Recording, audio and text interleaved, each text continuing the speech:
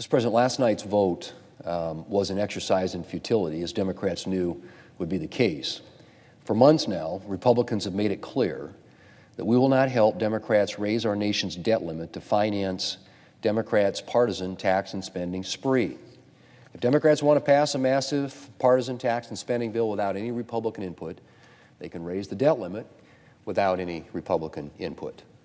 Democrats, of course, have complained that they can't raise the debt limit by themselves. The truth is that they don't want to do it by themselves. Democrats want the credit for their social policies and the government handouts they're planning, but they don't want to own the price tag. Mr. President, Democrats are talking about engaging in a wild, reckless spending spree that will worsen our inflation problem, threaten economic growth, and substantially increase the government's control over Americans' lives. Republicans can't support that kind of legislation, and we're not going to help Democrats increase the credit card limit to pay for it. If Democrats want to raise the debt limit, they're going to have to do it by themselves. Mr. President, I've come down to the floor more than once to talk about the reckless spending and the massive tax hikes that Democrats are planning. And I could spend the rest of my time here on the floor today talking about the irresponsible amount of money Democrats want to spend in the tax hikes that they're proposing. But today I want to look at things a little differently. Mr. President, last week House Speaker Nancy Pelosi had this to say in reference to the Democrats' $3.5 trillion spending bill. She said, and I quote, "It's not about the price tag, it's about values," end quote. It's not about the price tag, it's about values. Well, Mr. President, she's partially right, because while the price tag does matter, this is about more than just the price tag. This is about values and visions. Specifically, Republicans and Democrats' different visions of government. Democrats' bill isn't just about spending money, even though it does spend money, a lot of it. It's about a specific vision of government, one where the government is intimately involved in nearly every aspect of your life, from, to quote the New York Times article on the Democrats' bill, cradle to grave. Mr. President, someone once said to me that the difference between Democrats and Republicans is that Republicans believe in less government and more freedom. Democrats believe in less freedom and more government. I think that's a pretty accurate description of what we're seeing here. Republicans oppose Democrats' tax and spending spree because it spends an irresponsible amount of money. But more than that, we oppose it because it moves us further and further away from the American idea of limited government. Our founders established a limited government for a reason, because they respected individual liberty. And they knew that the heavier the hand of government, the less liberty Americans would enjoy. That's why our Constitution is as much about what government cannot do as what government can do. Now, Democrats might protest that they're not restricting individual liberty, that they're just providing a helping hand or redistributing wealth. But when you expand the reach of government, the diminishment of liberty is inevitable. When government gets involved in a new area of life, it rarely, if ever, just comes with the benefits. It comes in with rules and regulations and mandates. Take Democrats' child care benefit. Democrats are preparing to offer child care subsidies to parents around the country. But it's not as simple as just taking some money from the government and going out and purchasing child care. Because it turns out the Democrats are changing decades-old child care funding programs to favor secular child care providers who provide care at daycare centers. If you prefer to choose a faith-based provider for your child, you may be out of luck. Mr. President, a 2020 Bipartisan Policy Center survey found that among parents who used center-based child care, 53% used a faith-based center. 53%.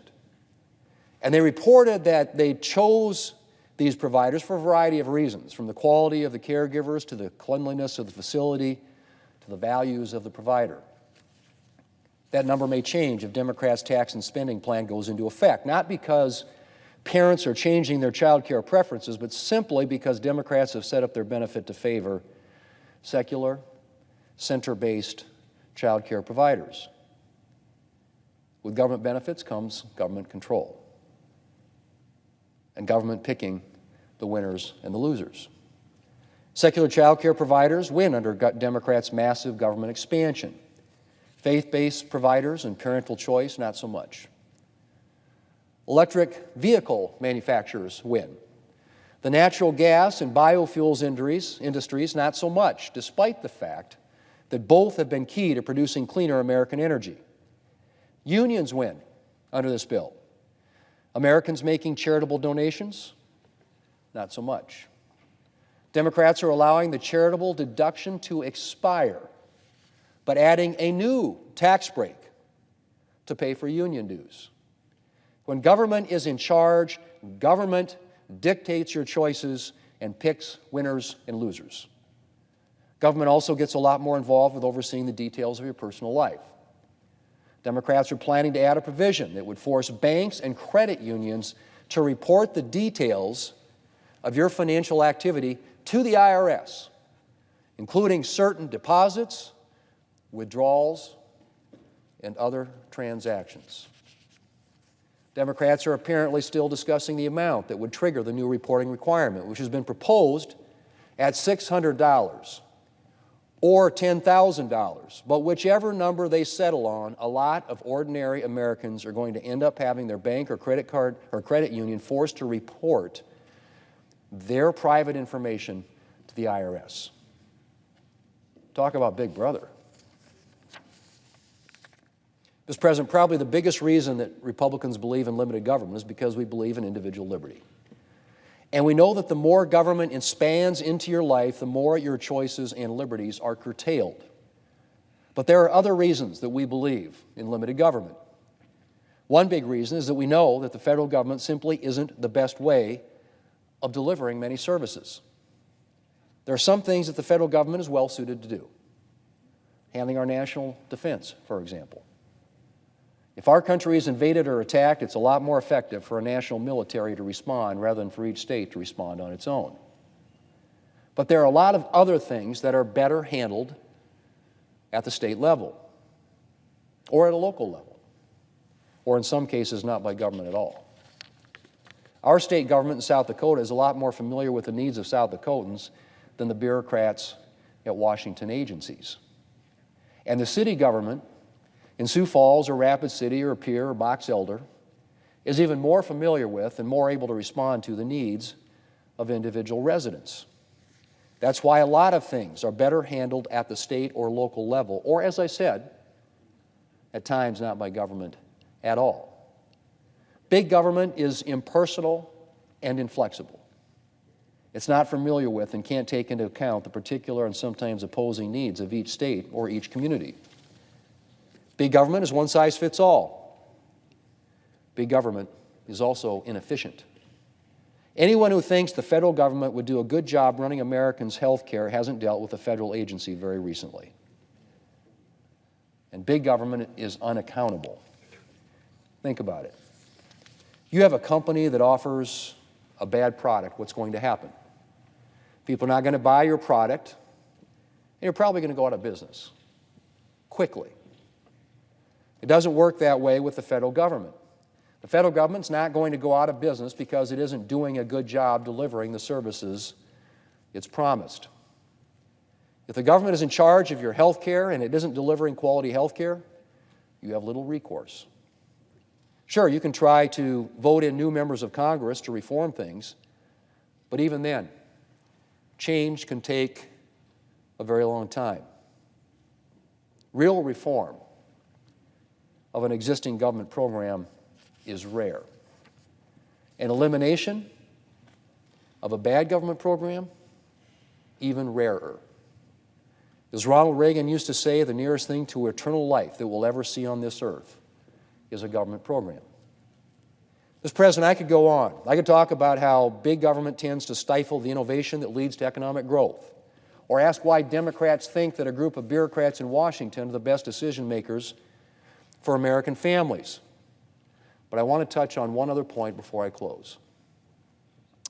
And that is that Democrats believe in government dependence as the goal, Now, they might dispute that characterization, but you only have to look at the tax and spending package that they're putting together to know that that is their vision. They envision a future where Americans rely on the government for everything from child care to education to health care and on and on. And that is a vision with which Republicans fundamentally disagree.